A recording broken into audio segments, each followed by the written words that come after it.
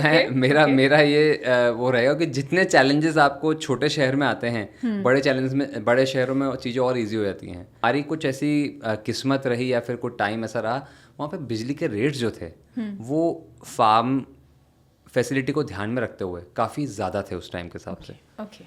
तो मैंने ये सोचा कि कल को अगर मैं किसी ब्रांड से दूध, घी, पनीर, मक्खन, छाछ, लस्सी या फिर कोई भी डेयरी प्रोडक्ट, कोई भी फ्रूट प्रोडक्ट, कोई भी वेजिटेबल लूँगा, तो मुझे क्या ही मतलब होना चाहिए कि वहाँ पे बिजली का खर्चा कितना होता है, राइट?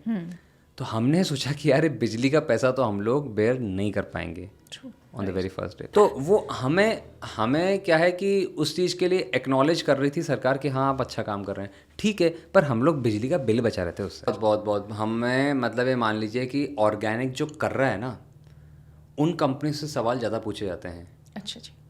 और जो नहीं कर रहे हैं और लेबल करते हैं, उनसे सवाल नहीं पूछे जाते। ओके, ठीक है। तो हमें अपने सही होने का प्रमाण बार बार देना पड़ता है, ये बात फैक्ट है।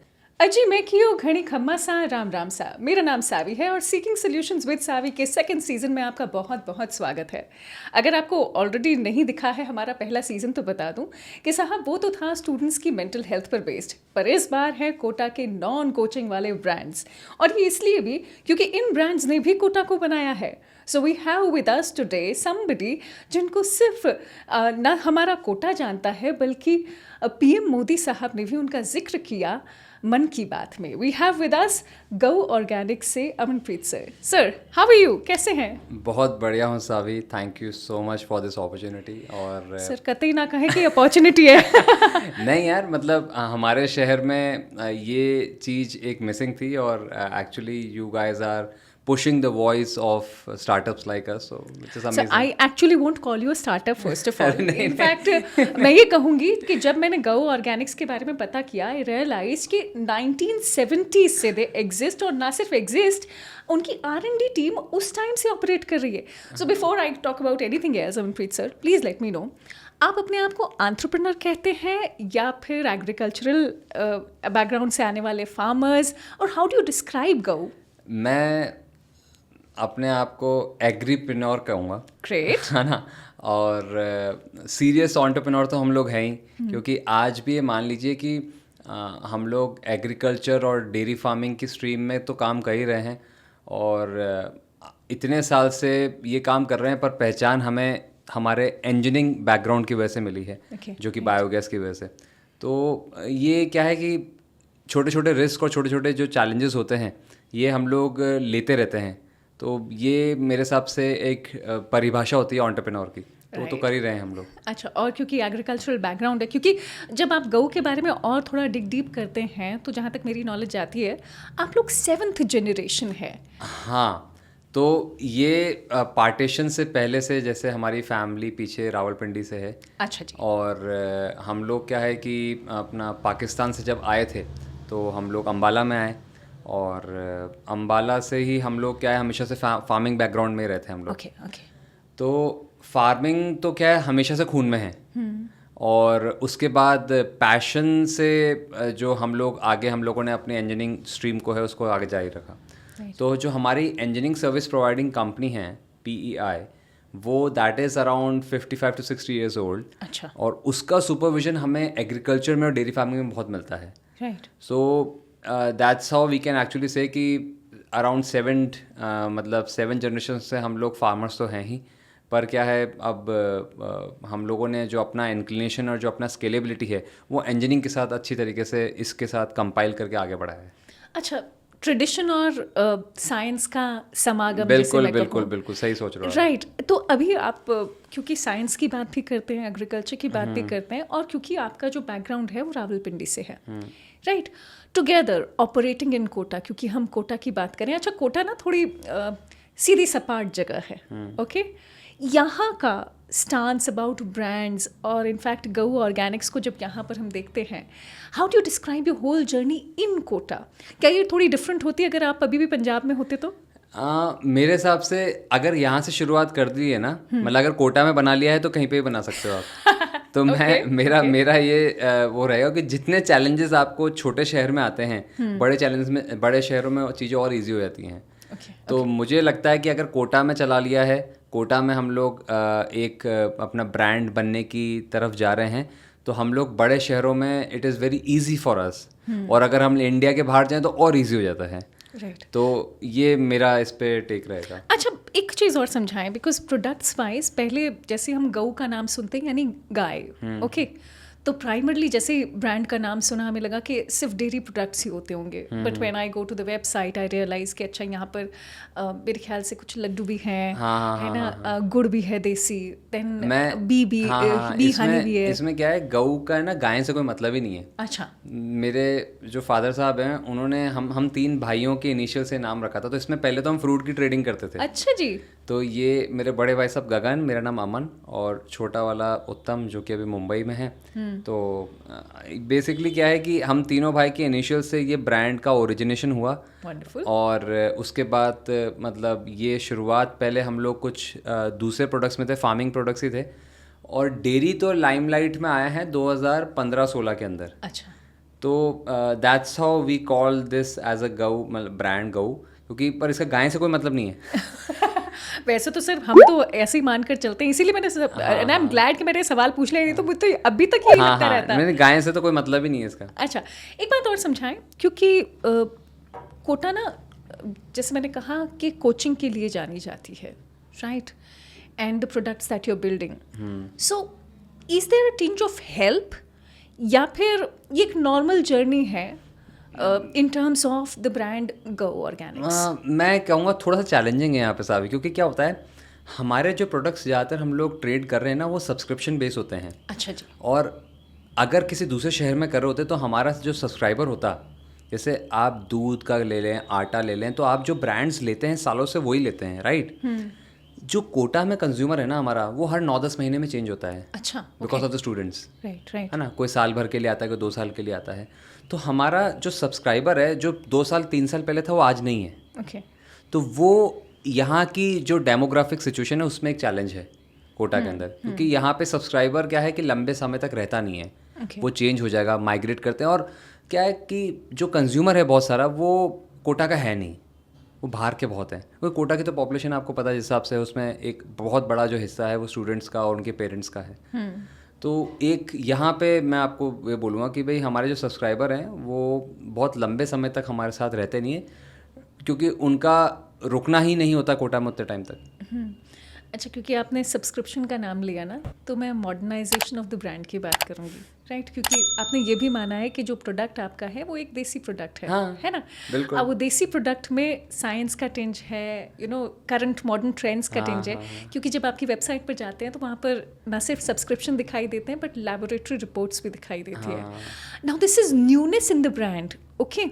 तो ये क्या सोचा समझा है, या फिर मैं तो देखो सब किसानों को भी ये बोलता हूँ, सारे जो भी ब्रांड्स करते हैं, मैं कहता हूँ कि यार जो हम दूध या फिर जो डेयरी का काम कर रहे हैं, किसानों ने या फिर जो यहाँ का एक समाज है, जो गुर्जर समाज होता है, उन्होंने कुछ कमियाँ रखी होंगी तो ही हमारी ज़रूरत पड़ी है।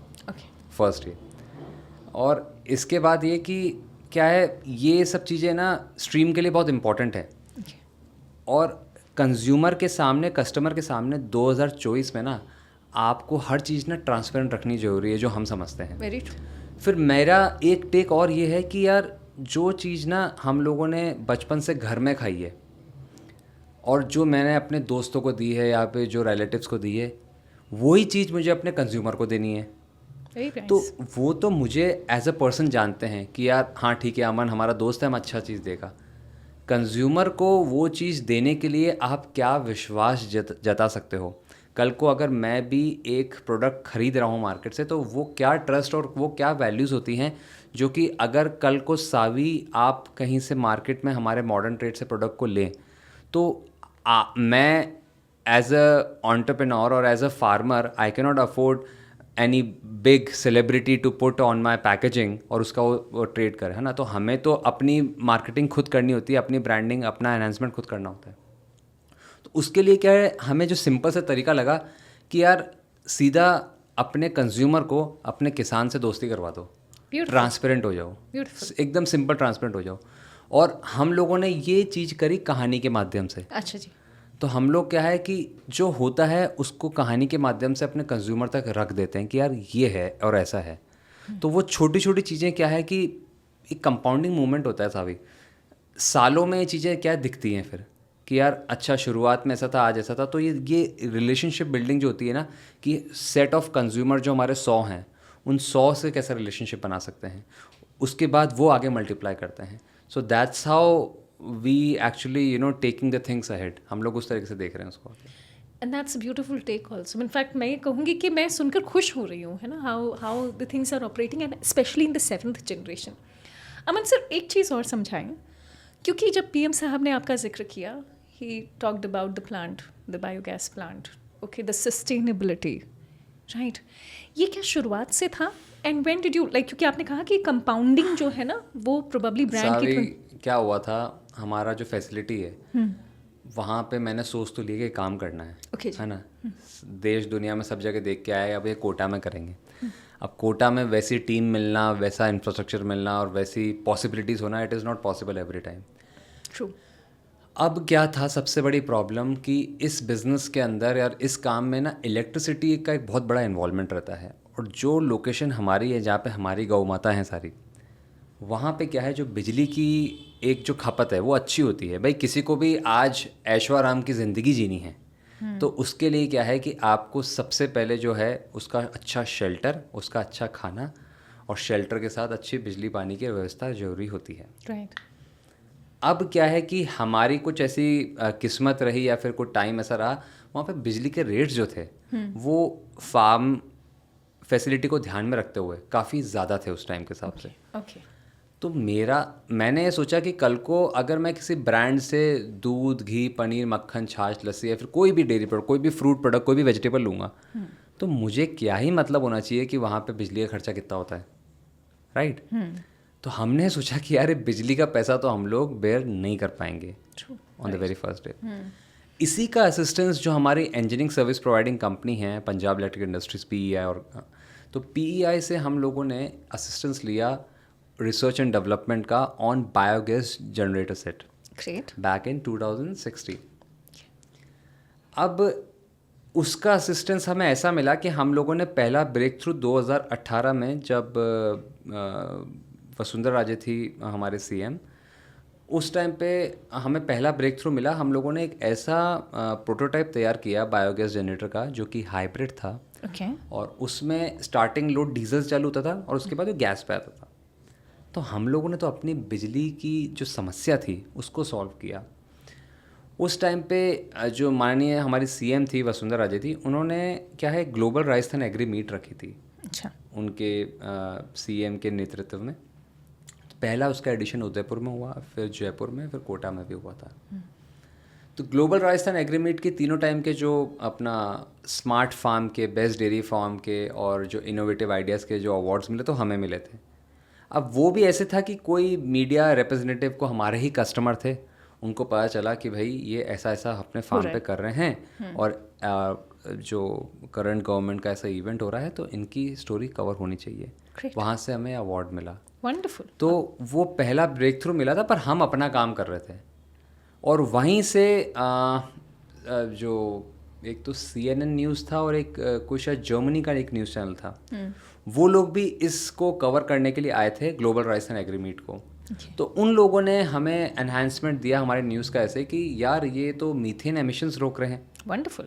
हमें तो क्या ही मतलब है मीथेन एमिशंस का कोटा के अंदर, हम अपनी प्रॉब्लम का सॉल्यूशन करते हैं। और actually what you are doing is कि जब काउ डंग कंपोस्ट ज़मीन में होता है तो डेयरी का सबसे बड़ा प्रॉब्लम है वेस्ट के अंदर मीथेन एमिशंस का। वहाँ पे ये एक बहुत बड़ा मुद्दा है, ग्रीन हाउस एमिशंस जो होती हैं। अपने कोटा में नहीं है, अपने राजस्थान में, अपने इंडिया में नहीं है ऐसा। तो हमें क्या है बहुत अच्छा एक उनके साथ हमने पॉडकास्ट किया था बैक इन 2018 में, and they have actually invited us. 15-20 minutes का टॉक था और उन्होंने हमें मेंशन किया कि यार ये एक इतने रिमोट लोकेशन पे इतनी ज़्यादा रिस्पॉन्सिबिलिटी वाली बात कर रहे हैं और काम भी कर रहे हैं और उससे पावर जनरेशन भी कर रहे हैं और मीथेन एमिशन 0 कर रहे हैं। राइट। तो हम लोगों की प्रॉब्लम थी यार वो, जिसका आपने सोल्यूशन निकाला and you are finally famous, है ना। तो वो हमें क्या है कि उस चीज़ के लिए एक्नॉलेज कर रही थी सरकार कि हाँ आप अच्छा काम कर रहे हैं, ठीक है, पर हम लोग बिजली का बिल बचा रहे थे उससे। ये एक्चुअली है ना, देखा जाए तो हर व्यक्ति यही करता है। हम निकालना चाहते हैं अपनी प्रॉब्लम का सोल्यूशन, बट मतलब हमारा ऐसा कुछ नहीं था कि हम लोग एक दिन ऐसा करेंगे हम फेमस होंगे, ऐसा कुछ भी नहीं था। हमारा तो कोई, क्योंकि अल्टीमेटली था बिजली का बिल बचाना। बिजली का बिल बचेगा तभी तो कंज्यूमर को हम लोग प्रोडक्ट दे पाएंगे, तभी गायों को, वो भी प्राइस पैरिटी पर। एग्जैक्टली। अच्छा अमन सर, एक बात और समझाएं, बिकॉज हम ऑर्गेनिक की बात कर रहे हैं और इन दिनों ना क्योंकि ऑर्गेनिक का बड़ा जिक्र इस तरीके से होता है कि भैया ये जो ऑर्गेनिक है उसे इट्स इवन प्राइस्ड हायर, है ना। और क्योंकि हम जानते हैं हम जिस मार्केट में है वहाँ पर प्राइसिंग एक बहुत इंपॉर्टेंट पार्ट प्ले करता है, राइट, मतलब पूरे भारत में करता है ना। और क्वालिटी जो है उसी प्राइसिंग में मेंटेन कर पाना, हाँ। एक तरह से तो मैं समझ गई कि ठीक है आपने बायोगैस प्लांट से अपनी बिजली की प्रॉब्लम को तो सॉल्व कर लिया, बट लॉन्जेविटी में अगर बात करें तो ये तो डेली की चीज़ है, डेली की चीज़ है। तो how do you deal with it? And also that term organic, are there frequent questions asked कि इतना ऑर्गेनिक है तो आप कितना काम करते हो? बहुत बहुत बहुत बहुत हमें, मतलब ये मान लीजिए कि ऑर्गेनिक जो कर रहा है ना, उन कंपनी से सवाल ज़्यादा पूछे जाते हैं। अच्छा जी। और जो नहीं कर रहे हैं और लेबल करते हैं उनसे सवाल नहीं पूछे जाते। ओके, ठीक है। तो हमें अपने सही होने का प्रमाण बार बार देना पड़ता है, ये बात फैक्ट है। दूसरा क्या है यार, बहुत सिंपल सी बात है, आप आज अपने फार्मा को या फिर अपने डॉक्टर को पैसे दो और या फिर आप अपने किसान को पैसे दो, सिंपल सा लॉजिक है। तो ये आने वाले टाइम पे होने वाला है, राइट। आज कोविड के बाद भी आप देख सकते हैं हमारे ब्रांड को जो रिकग्निशन मिला है वो कोविड में मिला है, उससे पहले हमारा कोई रेलेवेंस नहीं था। अभी सबको ऑर्गेनिक चाहिए, तो ऑर्गेनिक पहली बात तो कोई रॉकेट साइंस नहीं है, और मेरी फैसिलिटी की तो डिमांड है ऑर्गेनिक, आपको समझना पड़ेगा। मैंने लगाया बायोगैस प्लांट, बायोगैस प्लांट से क्या है, बहुत सारी स्लरी निकलती है, वेस्ट निकलता है, वो वेस्ट होता है हमारी सॉइल के लिए फीड, उनका खाना है, राइट। तो हमें तो एनी विच वेस्ट, वो सारा का सारा जो वेस्ट है इसमें से मीथेन हम निकाल चुके हैं, जिसमें बहुत ज़्यादा नाइट्रेट की, पोटेशियम की, इन सब की अच्छी मात्रा है। तो या तो वो लैब का बना हुआ यूरिया डीएपी में डालूं, या फिर या फिर जो भगवान ने नेचुरल दिया है वो डालें। तो हमारे तो प्लांट बना ऐसा है कि हमारी जो पूरा का पूरा साइकिल चलती है उसका आखिरी में वेस्ट प्रोडक्ट बचता है और हमें वो फील्ड में डालना पड़ता है, and that's how we are actually able to label our product as organic. तो ऑर्गेनिक हमारी तो पूरा साइकिल का एक हिस्सा बन जाता है। अब ये ज़रूरी क्यों है, ये आप समझने वाली बात है। आज अगर हम लोग ऑर्गेनिक का प्राइस ज़्यादा क्यों होता है, छोटी सी बात है यार, प्रोडक्शन बहुत कम होता है इसमें। जो अगर एक बीघा में आप नॉर्मल यूरिया डीएपी से 20 से 30 बोरी अगर गेहूं ले ले, तो एक एवरेज दे रहा हूँ मैं आपको, तो ऑर्गेनिक में 5-10 ही आएगा। क्वांटिटी कम हो जाती है पर न्यूट्रिशन वैल्यू बढ़ जाती है, राइट। तो सीधी सी बात है, या तो आप जो इनऑर्गेनिक प्रोडक्ट है या फिर जो नेटिव जो सॉइल्स से जो प्रोडक्ट्स बन रहे हैं और जो ग्रो हो रहा है, या तो आप वो खा लो और साथ में रेगुलर आपके डॉक्टर से भी दोस्ती रखो, और या फिर आप अपने किसान को फ्रेंड बना लो और डॉक्टर से दूरी रखो।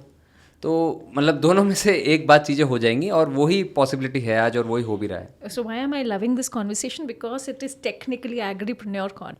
तो एक फ़न फैक्ट आपको दे देता हूँ, अगर आप बाहर कहीं भी खाने को जाएं, रेस्टोरेंट्स में, होटल्स में, कैफ़े में या फिर किसी शादी में, तो पनीर का सेवन ना करें। वैसे ये बात मैंने बहुत सुन ली है, इनफैक्ट आपकी बातें सुनकर तो मैं खुद टेंशन में आ गई हूँ। पनीर का सेवन ना करें, ये सब व्यूअर्स के लिए भी बोल देता हूँ मैं। अगर आपको सेवन करना है तो अपने घर पे करें, और घर पे भी कर रहे हैं तो मार्केट से ना लाएं। बहुत सीधी सी और सिंपल सी रेसिपी होती है, हाँ, लाइक घर पे बनाओ। हाँ। और नहीं तो आप वेजिटेरियन हो तो पनीर त्याग दो यार, मत अपने उससे त्याग दो। और बाहर खाना ही है कुछ तो चने खा लो, दाल खा लो, है ना, ऑल्टरनेटिव्स और हैं, पर पनीर मत खाओ। पनीर इतना बड़ा प्रॉब्लम हो चुका है, क्योंकि क्या है कि हम सोचते हैं यार हमने ज़िंदगी भर कुछ गलत नहीं खाया, और हमें दुनिया भर के चैलेंजेस हो रहे हैं। मतलब एंड पोस्ट कोविड तो it has increase like by far. हाँ, तो ये एक सच्चाई है। और क्या है कि मैं काफ़ी चीज़ें ऑन रिकॉर्ड बोल नहीं सकता, पर ये हाँ जी, मैं चाहती भी नहीं हूँ टू मेक इट कंट्रोवर्शियल। हाँ, पर क्या है, प्रॉब्लम है, आप पनीर अगर आपको बाहर से खाना है तो आप उसको छोड़ दो, सोया खा लो, उससे तो अच्छा एटलीस्ट आपको पता तो है ना कि उसमें है क्या। अच्छा Aman sir, because we are talking on this whole record thing also, मुझे समझाएं कि एक तरफ तो मार्केट में इतना कुछ चल रहा है, और क्योंकि आप वो ब्रांड हैं जो क्वेश्चन भी अक्सर किए जाते होंगे, जैसे आप ही ने कहा कि अगर आप ऑर्गेनिक हैं तो फिर आपसे बहुत सवाल पूछे जाएंगे, तो is it very difficult to operate in a market like this? हाँ, होता है ना, क्यों नहीं होता, बिल्कुल होता है, हमें बहुत क्वेश्चन करे जाते हैं। अच्छा। डिफ़िकल्ट तो होता ही है, पर that's why we are in the stream. और मैं क्या समझता हूँ यार सावी, हमारी ना रिस्पॉन्सिबिलिटी है। मैं समझता हूँ हम नहीं करेंगे तो कौन करेगा, क्योंकि मुझे तो, मैं पीछे देखता हूँ तो कोई दिखता ही नहीं है कि यार ये चार्ज लेगा कौन। आज हम लोग किसान, मेरा हम कभी कभी क्या है, मैं ये भी बताना चाहता हूँ आपके अपने शो के माध्यम से कि हम लोग एक्चुअली में फार्मर्स की वॉइस हैं, फार्मर्स के अगेंस्ट की वॉइस नहीं है। मुझे बहुत सारे मेरे फेलो फार्मर्स प्रोएक्टिव लेते हैं, तो कोई कोई मेरे को थोड़ा सा मतलब प्रोटेक्टिव वे में पीछे भी करते हैं कि नहीं यार आप तो भाई, आप तो एस्टैब्लिश ब्रांड हो और आप हमारे अगेंस्ट कर रहे हो। हमारा कोशिश ये है कि आप और हम साथ में कैसे एक आवाज़ बन सकते हैं, अकेला मैं कुछ नहीं कर सकता। तो मेरा क्या है कि मैं कोई यहाँ पे सेवियर या फिर कोई मैं समाज सेवा नहीं कर रहा हूँ। इट्स जस्ट दैट मेरा सिर्फ एक ही सवाल होता है कि यार अगर हम पढ़े लिखे हैं, किसान अगर एक पढ़ा लिखा है एक छोटे शहर में, अगर उसने भी सवाल करना बंद कर दिया तो अल्टीमेटली कर्मा विल हिट, और कभी ना कभी वो गलत चीज़ मेरे घर में आएगी।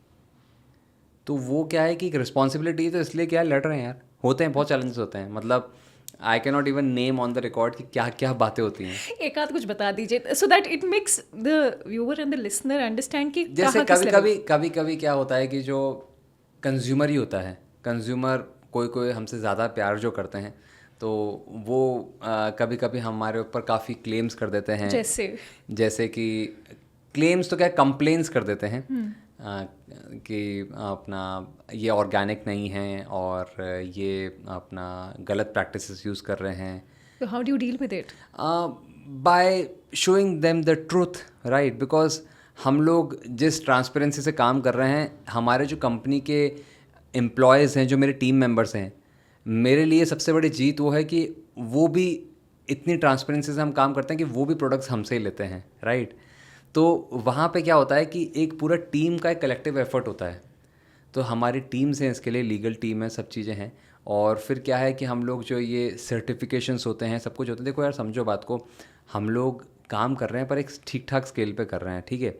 तो हर चीज़ का ना एक कॉस्ट होता है। मैं कोई एमएनसी नहीं बना हूँ अभी, पर still I am very much proactive on the simple जो छोटे छोटे सर्टिफिकेशंस होते हैं ना, हम लोग उसके ऊपर पैसा खर्च करते हैं, उनकी कॉस्ट बहुत ज़्यादा होती है, एक किसान के लिए पॉसिबल नहीं होता है। सही बात है। बट वी मेक श्योर कि ऐसे दिनों के लिए हम लोग उन सर्टिफिकेशंस का, उन रिपोर्ट्स का और उन जो क्वालिटी सर्टिफिकेशन रिपोर्ट्स का हम लोग एक प्रमाण बना के कंज्यूमर को और जिन भी एजेंसीज को देख सकें, दिखा सकें। I could see the lab reports right हाँ, there. तो ये क्या है कि एक जो ट्रांसपेरेंसी हम लोगों ने रखी हुई है।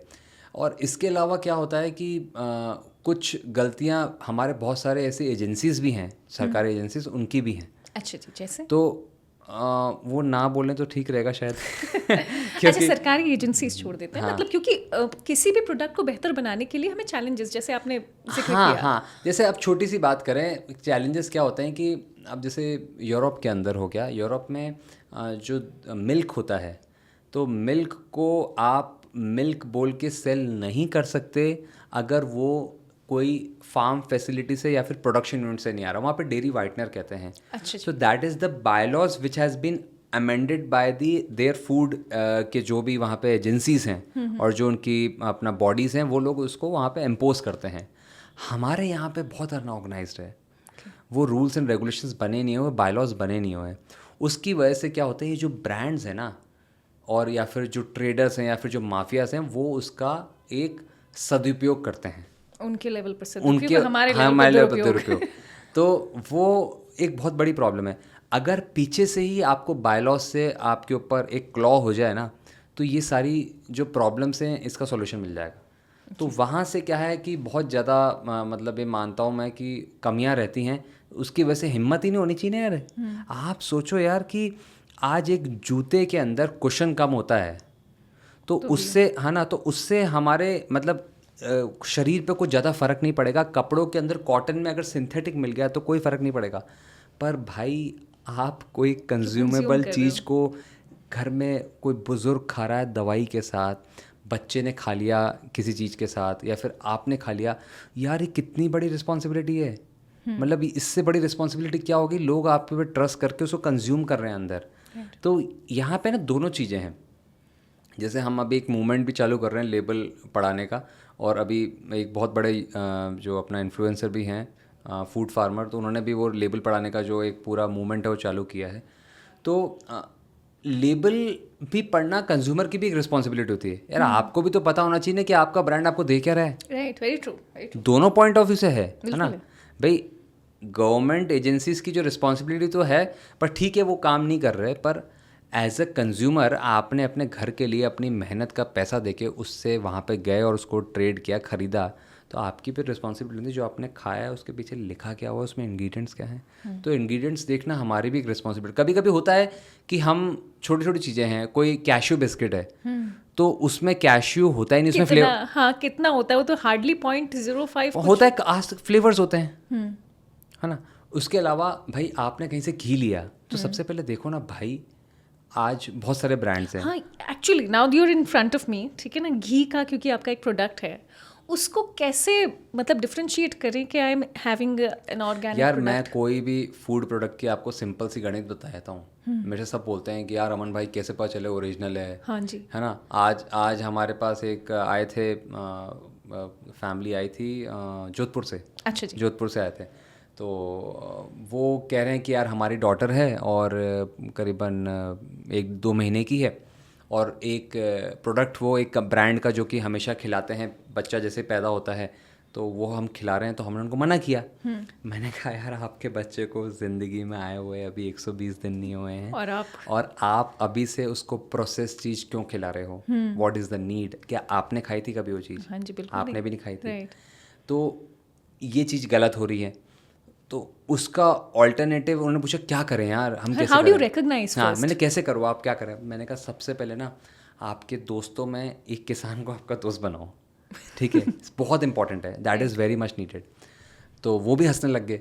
और मैंने कहा दूसरा क्या है कि जो भी किसान आ रहा है, फिर जो भी आ रहा है, ये कोई पैकेज, या तो वहाँ पे कोई स्टार्टअप होगा या फिर कोई किसान होगा जिसके पास लाइफ स्टॉक होगा, जिसके पास सोर्स होगा, प्रोडक्ट उससे लो। तो अब आपके जो सवाल का जो जवाब वो ये है कि घी क्या अलग अलग टाइप के आते हैं, उसके ऊपर अपन बाद में जाते हैं।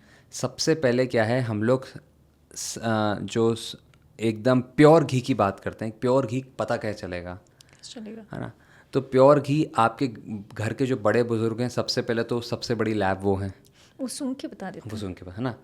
और दूसरा पता चलता है प्योर घी का सोर्स से।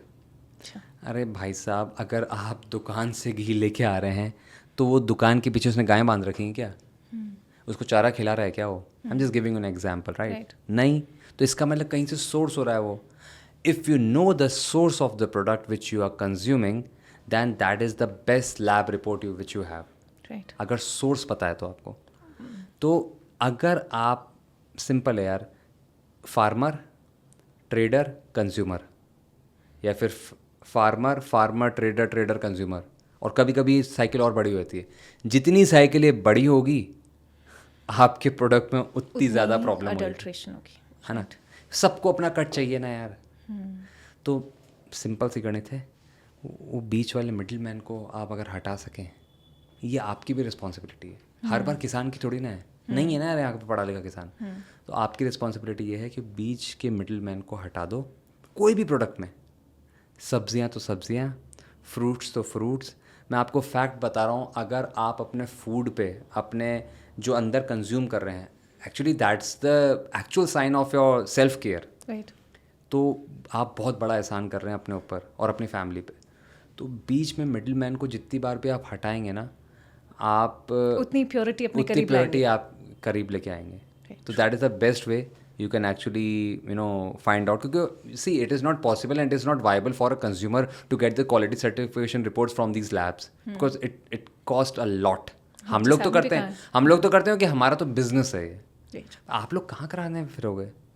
तो जस्ट नो योर सोर्स। कुछ आज भी मान लो कि हफ्ते में 10 से 15 कंज्यूमर्स के हमारे पास कॉल्स, सैंपल्स गेहूं के आ जाते हैं, किसी के दूध के आ जाते हैं, घी भिजवाते हैं, हनी भिजवाते हैं, भैया बताओ यार ये सही है कि नहीं है।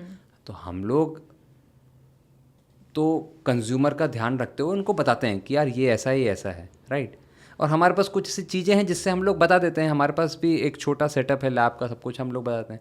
पर इट इज़ नॉट पॉसिबल कि हम लोग ये चीज़ें सबके लिए इम्पोज कर पाएँ। तो आपकी भी ड्यूटी बनती है कि प्लीज़ यार, आज के टाइम पे जो हाउसवाइफ्स हैं या फिर जो भी घर में actually they are major people जो एक्चुअली उसको इंश्योर कर सकें। हाँ, तो उनकी ड्यूटी है यार सावी, उनकी ड्यूटी ये बनती है कि है ना, मैं अपने हस्बैंड को, अपने बच्चों को, अपने घर में बड़े बुजुर्गों को ये प्रोडक्ट उनके कंज्यूम कर रहे हैं, तो ये सोर्स कहाँ से आ रहा है? इट इज़ मतलब वो सीधा किसी भी मार्ट से उठा लेना, that is not the ease जरूर है, लेकिन इट्स नॉट वो गलत कर रहे हो आप, वो गलत कर। अमन सर, बिकॉज इतनी सारी बातें फूड के बारे में हो रही है, बट मुझे पर्सनली ऐसा भी लगता है कि हर जनरेशन उस फूड के बारे में उतनी ही इन्फॉर्म्ड हो, ये ज़रूरी नहीं है। So I am coming back to your personal life and जो गौ ऑर्गेनिक्स की, क्योंकि फैमिली बैकग्राउंड से उसकी बात करें, आपने कहा कि आप तीनों भाइयों के नाम के इनिशियल से ब्रांड बना, राइट? नाउ आपकी फादर साहब की जो जनरेशन है, ऑफ कोर्स वो ज़्यादा इन्फॉर्म्ड रही होगी इस बारे में, but on the contrary you are bringing science also. तो क्या ये जो कॉन्ट्रडिक्शन है उसको आपकी जनरेशन मिटा रही है? बिकॉज आप जितने इन्फॉर्म्ड हैं, मे बी क्योंकि आप एक ब्रांड रन कर रहे हैं इसलिए आप ज़्यादा इन्फॉर्म्ड हैं, तो what would you tell the public in general? क्योंकि एक तो आप लोगों ने अपने फादर साहब की जनरेशन से इसे आगे बढ़ाया है, और दूसरा अपने ही शहर की जो यूथ है, और मतलब प्रोबेबली हम लोग शायद कई बार आंखें बंद कर लेते हैं फूड की क्वालिटी को लेकर। What would you suggest them? मैं हम लोग क्या है कि बिल्कुल सही आपने सोचा, हम लोग इग्नोरेंट हैं। हम देखते सब हैं। आपको क्या लगता है कोटा में बैठते हुए आप कचौरी बनते हुए नहीं देखते क्या? साइड में तो बनती है। बिल्कुल देखते हैं। पर वो जो स्मेल होती है, वो डिवाइन स्मेल, वो जो फ्रेगनेंस होती है, राइट? पॉपकॉर्न की बात कर रहा था, आप थिएटर में जाओ, वो पॉपकॉर्न का जो स्मेल होता है, फ्रेगनेंस होता है, राइट? आप किसी भी ब्रांड के आप इसमें जाओगे, बर्गर्स या फिर पिज़्ज़ा खाना है, कुछ भी, वो जो एक बेकरी का जो स्मेल होता है, सो that is the addiction also. और ये ब्रांड्स तैयार करते हैं, इनके पीछे बहुत बड़ा मैकेनिज्म होता है, कचौरी के अंदर नहीं होता। पर पॉइंट क्या है कि हम लोग इग्नोरेंस से इन सब चीज़ों को ध्यान साइड में रखते हैं कि हाँ यार ठीक है यार। तो उसमें दिक्कत क्या है कि मैं ये नहीं कहूँगा कि यूथ इन्फॉर्म नहीं, यूथ तो हमसे ज़्यादा इन्फॉर्म है। भाई आज अगर मान लीजिए मेरे से जो छोटे लोग हैं, वो उनका पेनिट्रेशन इंटरनेट पे ज़्यादा है। सही बात है ना? आज कुछ भी चीज़ होती है तो हम लोग बाद में यूट्यूब पे या फिर इंस्टाग्राम पे देखेंगे, पर ये लोग गूगल पे, इंस्टाग्राम पे, यूट्यूब पे पहले देख लेते हैं कि क्या सही है क्या गलत है, राइट? पेनिट्रेशन है पर इग्नोरेंस ज़्यादा है। और दूसरा क्या है कि मैं ये कहूँगा कि अवेयरनेस हेल्थ के लिए जो जेनजी में ज़्यादा है। अच्छा, जेनजी में हेल्थ के लिए अवेयरनेस ज़्यादा है। और जो हम लोग 90 बॉर्न वाले जो लोग हैं ना, उनमें थोड़ा सा ये सब दिक्कतें मैं समझता हूँ कि भाई मतलब कमी हो रही है वहाँ पे।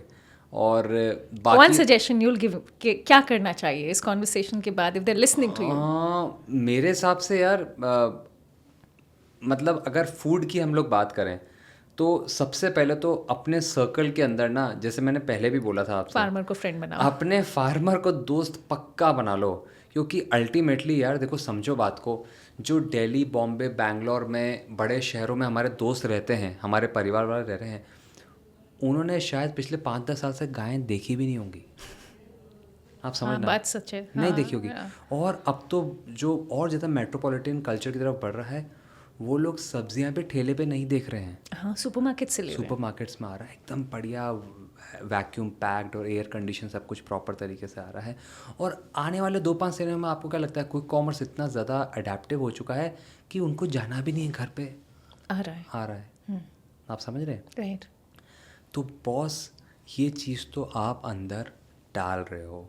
If you are getting new phone और मे बी एनी आप एक कोई ऑटोमोबाइल ले रहे हो, कोई बाइक ले रहे हो, मेरे हिसाब से आप 15-20 दिन, 50 दिन आप अपना पूरा रेकी कर लेते हो उसके ऊपर, पूरा का पूरा आप यूट्यूब पे और जितने भी आपके सोशल मीडिया प्लेटफॉर्म होते हैं उसका पूरा इन्फोग्राफिक्स निकाल लेते हो कि क्या है क्या नहीं है, right? But the thing which you are consuming every day, thrice, 3 बार आप दिन में कंज्यूम कर रहे हो, उसके बारे में आपको पता ही नहीं हो कहाँ से आ रहा है। ये क्विक कॉमर्स ब्रांड थोड़ा दे रहे हैं आपको, इनको कोई ट्रेडर दे रहा है, वहाँ से कहीं फार्मर से आ रहा है। पॉइंट ये है कि जो आप कंज्यूम कर रहे हैं अंदर, उसका आपको पता होना बहुत ज़्यादा इम्पोर्टेंस है। नहीं तो आप ज़्यादा समय तक जो लाइफ अपनी जी रहे हैं, जिस ऐशो आराम से जी रहे हैं, वो नहीं जी पाएंगे, क्योंकि अगर हमारा शरीर ही नहीं रहेगा तो हम उस गाड़ी का क्या करेंगे, हम लोग उस मोबाइल फ़ोन का क्या करेंगे, उस लग्जरी लाइफ का क्या करेंगे। तो मेरे हिसाब से सबसे बड़ा जो रियल एस्टेट है आज के टाइम पे वो हमारा खुद का खाना है। हमारा खाना और हमारी बॉडी है। तो इस बॉडी के लिए सबसे इम्पोर्टेंस है जो इसके अंदर न्यूट्रिशन हम डाल रहे हैं। न्यूट्रिशन हमें कहाँ से मिलता है? किसान से मिलता है। भाई ये आप तो जाके खेती करने लगोगे नहीं, पर जो कर रहा है उससे दोस्त बनाए। और दूसरा क्या है कि आप ये ज़मीनें भी गायब होते हुए देखेंगे भाई। आने वाले टाइम पे जो पॉली हाउसेस जो होते हैं फार्मिंग के, नेट हाउस फार्मिंग होती है, वो ज़्यादा हो जाएगी 10-15-20 साल में। जैसे स्पेन में भी हो रहा है, अभी जापान में भी हो रहा है, वहाँ पे हाइड्रोफोनिक्स होने लग गई है, राइट। तो हाइड्रोफोनिक्स यहाँ पे भी 15-20-50 साल में हो जाएगी भाई। हमारे जो बच्चों के बच्चे होंगे वो इसमें खाएंगे, तो ये चीज़ें तो और कम होंगी ना। तो मेरा ये कहना है कि जितने साल भी हमें इस धरती पे अच्छी तरीके से अपने लोगों के साथ रहना है और स्वस्थ रहना है, तो उसके लिए बहुत इम्पॉर्टेंट है कि जो फूड हम कंज्यूम कर रहे हैं उसका सोर्स पता होना आपकी एक आपकी जिम्मेदारी है। सर आपको पता है मुझे सुनकर कितना अच्छा लग रहा है, specially from generation of yours, क्योंकि ऐसी बातें हम जनरली है ना 60 साल से ऊपर सुनते हैं। So that is why the best part is may be, क्योंकि मैं एक एग्रीप्रेन्योर से बात कर रही हूँ, तो वो बात आपने बिल्कुल यहाँ हमने शुरू किया था, दैट रियली मैटर्स कि unless we know what we are eating we would never get into a healthier self. कभी भी नहीं। अच्छा, गो ऑर्गेनिक्स की तरफ से क्या कहना चाहेंगे to anybody who is watching? And of course क्योंकि ब्रांड बिल्डिंग आपने अपनी जो क्या कहते हैं कि जितनी मेहनत की है उसमें बहुत सारी चीज़ें लगाई हैं। It's not just the 7th generation operating but also operating with science. हाँ, मैं देखो मैसेज अगर देने वाली बात है तो मैं यही कहूँगा कि एक तो क्या है कि जितना हो सके प्रोसेस फूड से दूर रहें, है ना। वो कहते हैं ना कि भाई जिसकी शेल्फ लाइफ ज़्यादा होती है कुछ प्रोडक्ट्स को छोड़ के, जैसे घी, हनी, अगर वो शेल्फ लाइफ एनहांसमेंट वाले प्रोडक्ट खाओगे तो जो आपकी शेल्फ लाइफ होगी, आपकी बॉडी की शेल्फ लाइफ वो कम हो जाएगी। तो ये एक बहुत बड़ी बात है जो कि आपको ध्यान रखना चाहिए। प्रोसेस फूड कम से कम हमें खाना चाहिए, और जो फार्म ग्रोन और जो ओरिजिनल और जो ऑर्गेनिक प्रोडक्ट हैं जो बिना प्रोसेस वाले, वो ज़्यादा से ज़्यादा कंज्यूम करें। अगर कुछ प्रोसेस चीज़ें आप खा भी रहे हैं तो निवेदन है हाथ जोड़ के कि लेबल ज़रूर पढ़ लें, क्योंकि लेबल पे क्या है कि उनको लिखना पड़ता है सब कुछ। लेबल के ऊपर क्या है कि FSSAI ने ये गाइडलाइंस दे रखी हैं कि जो भी आप कंज्यूम कर रहे हैं उन प्रोडक्ट्स को आपके उसमें इंग्रेडिएंट्स जो हैं, जैसे मैं आपको थोड़ा सा बता भी देता हूँ कि इंग्रेडिएंट्स कैसे पड़ते हैं। इंग्रेडिएंट्स के अंदर first, second, third, fourth, fifth जितने भी इंग्रेडिएंट्स होते हैं उसमें लिखे होते हैं। तो जो पहला इंग्रेडिएंट्स है वो उस प्रोडक्ट में सबसे ज़्यादा है, जो उसके बाद है वो उससे कम है, जो लास्ट में लिखा है वो सबसे कम है। तो इंग्रेडिएंट को पढ़ने की, आप सब पढ़े लिखे हैं, जो भी व्यूअर्स को सुन रहे हैं वो अच्छे एजुकेटेड बैकग्राउंड से हैं, पर लेबल पढ़ना आपको आना चाहिए, आपके जो घर के बड़े बुजुर्ग हैं उनको आना चाहिए, और जिनके बच्चे अभी बड़े हो रहे हैं तो ये उनकी एक जिम्मेदारी है। बच्चे कल को अगर ऐसा कोई प्रोडक्ट मांग रहे हैं जो कि माँ बाप को लगता है कि यार वीकेंड्स पे मैं दे रहा हूँ, कोई बात नहीं, एडिक्टिव है, तो वो उनके लिए, बच्चों के लिए बहुत एडिक्टिव है। तो अगर बच्चे ही अवेयर हो जाएं कि नहीं यार mom dad I am not going to consume this, my body needs protein, calcium, vitamins, and why would I consume such kind of trans fat, और मैं ये सब चीज़ें क्यों कंज्यूम करूँगा। तो बच्चे को ये बताना है कि बॉस अगर आपको सुपर हीरो बनना है, अगर आपको ऐसा एक फिगर बनना है, तो आपको न्यूट्रिशनल प्रोडक्ट लेना पड़ेगा। वो ज्ञान हम बच्चों को देंगे तो अल्टीमेटली क्या है, that information is going to scale. Right. परिवार में जो इन्फॉर्मेशन ऐसी स्केल होती है ना, भाई बच्चे ने सीख लिया, वो अपने वो आगे देगा, उसके बाद 10 जनों को बताएगा। तो that's how you can actually scale the information in the society. क्योंकि हर चीज़ क्या है, हमारे से ब्रांड पॉसिबल नहीं है, हम लोग नहीं कर सकते, पर क्या है जो कंज्यूमर है अगर वो इस चीज़ को इन्फॉर्म्ड हो जाए तो they can turn the tables upside down. Diversification की भी बात करें, क्योंकि फूड प्रोडक्ट्स में, डेयरी प्रोडक्ट्स में होना, मतलब ऑलरेडी आपकी R&D लैब्स तो बहुत टाइम से हैं। So what is the future that you are looking at, and specially being the 7th generation? सावी फ्यूचर ना हम लोग अकेले कुछ नहीं कर सकते, जैसे मैंने आपको पहले बोला था। हम लोग ना अब इसके अंदर FPO क्रिएट कर रहे हैं, फार्मर प्रोड्यूसिंग ऑर्गेनाइजेशन, और साथ में क्लस्टर फार्मिंग के ऊपर जा रहे हैं। अच्छा तो इसमें हम लोग ना और फेलो फार्मर्स को इंट्रोड्यूस कर रहे हैं, और जो कि साथ में हमारे साथ मिल के एक बड़े विजन के लिए, क्योंकि अगर सबसे पहले यार हम लोग अगर कोटा को ही पूरा अगर अपने प्रोडक्ट से अवेलेबल करा दें, वो हमारे लिए बहुत बड़ी बात होगी। अच्छा। मैं ज़्यादा कोई बड़ी पिक्चर देखने का वो यहाँ पे व्यूअर्स को नहीं बोल रहा। आप सबसे पहले अपनी सोसाइटी और जहाँ पे रह रहे हो ना, जिस शहर में रह रहे हो, सबसे पहले उसका ठेका उठा लो यार। तो हम लोग क्या है, सबसे पहले जो फार्मर्स राजस्थान के हैं उनको एम्पावर कर रहे हैं इस इन्फॉर्मेशन से, क्योंकि अगर एक बड़ा मैसेज पहुंचाना है बड़े लोगों के साथ, अकेले नहीं करा जा सकता। पर लाइक माइंडेड जो फार्मर्स होते हैं, हमारे मास्टर क्लास के माध्यम से हमारे हम जो टीम तैयार कर रहे हैं, करीबन 55-60 फार्मर्स की ऑलरेडी टीम हमारी हो चुकी है। इस टीम को हम लोग और बढ़ा रहे हैं ताकि हमारा एक रिकॉग्नाइजेबल एक साइज़ हमारा हो जाए, और ताकि हम लोग कंज्यूमर्स तक हमारे जो प्रोडक्ट्स, वैल्यूएडेड प्रोडक्ट्स हैं, जो कि अभी एक छोटे वॉल्यूम में दे पा रहे हैं, वो एक बड़े वॉल्यूम में दे पाएँ। क्योंकि अब क्या है, वो चीज़ तो हमने हैक कर ली है कि रेसिपी मेकिंग जो होती है, और जो कंज्यूमर माइंडसेट क्या होता है, और जो प्रोडक्ट डेवलपमेंट क्या होता है, वो हम लोगों ने हैक कर लिया है। अब इसको बड़े वॉल्यूम में, बड़े तरीके से कंज्यूमर्स तक पहुंचाना, उसके लिए क्या है, और साथ में किसानों की ज़रूरत पड़ेगी। तो वो चीज़ों की तरफ ना हमारा इंक्लिनेशन और हमारा जो रुझान है वो उस तरफ जा रहा है। इसी के साथ ना हम लोग टेक्नोलॉजी पे जो काम कर रहे हैं, वो ये कर रहे हैं कि पावर कैसे एक किसान को बहुत ही अच्छी तरीके से, इजी तरीके से, एक सस्ते तरीके से मिल पाए। तो डेयरी फार्मिंग में ना 2 बाय प्रोडक्ट होते हैं यार, एक मिल्क होता है और एक काउ डंग कंपोस्ट और मैन्योर, जो हम लोग गोबर खाद और गोबर और यूरिन की बात करें, अपना गौमूत्र और काउ डंग। तो हम लोग ना मिल्क के ऊपर ही हमारा पूरा किसान रहता है, तो हम लोग अब उनको एम्पावर कर रहे हैं गोबर से और यूरिन से भी, कि गोबर यूरिन से भी आप और बहुत सारे बाय प्रोडक्ट्स बना सकते हो। तो जैसे हम लोगों ने अभी जनरेटर जो बनाया, पहला जनरेटर हमारा बना था एक अच्छे हैंडसम कॉस्ट में 30-35 लाख रुपीज़ का। ओके। आज वो कॉस्ट हम लोग 20-22 लाख तक लेके आ चुके हैं। इसकी कॉस्ट को हम और नीचे लेके जाएंगे, ताकि एक विलेज इसको अफोर्ड कर पाए, उसके बाद एक किसान इसको अफोर्ड कर पाए, राइट। इसके बाद ऐसे बहुत सारे प्रोडक्ट्स हैं, ये तो बड़े फार्मर की बात होगी, ऐसे बहुत सारे प्रोडक्ट्स हैं जो कि आज काउ डंग से बन रहे हैं, राइट। जैसे अगरबत्ती बनती है, पेंट के प्लांट आजकल आ चुके हैं, और कोटा के अंदर एक देव नारायण योजना है, वहाँ पे बहुत अच्छे लेवल पे इस काउ डंग कंपोस्ट का और काउ डंग का यूज़ हो रहा है, बहुत अच्छे मैन्योर्स बन रहे हैं, प्रॉम मैन्योर आता है, ऐसे बहुत सारी चीज़ें बन रही हैं। तो इससे भी क्या है, आप किसान को एम्पावर कर सकते हो। तो वो जिम्मेदारी भी हमारी है, क्योंकि हम लोग उससे अवेयर हैं। हम लोग मतलब फॉर्चुनेट है कि हमारे पास वो टेक्नोलॉजी और वो इन्फॉर्मेशन है।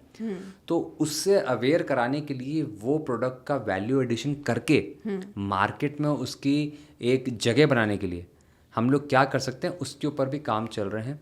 छोटी सी बात है, हम लोगों ने अपने आउटलेट्स पे आज से 5-6 साल पहले काउ डंग कंपोस्ट और वर्मी कंपोस्ट मैन्योर रखा था एट आवर शोरूम्स, राइट। और लोगों ने बोला ये क्या है, गोबर और आप क्या बेच रहे हो। हाँ, पर है ना, पर आज क्या है कि ब्रांड्स तो कॉपी कर रहे हैं, मूवमेंट करना पड़ेगा ना यार, क्योंकि हम लोग को उससे शर्म नहीं थी कि यार आप जो घर पे सब्जियां खा रहे हैं, फ्रूट्स खा रहे हैं, फिर जो आपने किचन गार्डनिंग कर रखी है, उसके लिए you need feed, and we are providing that feed, right.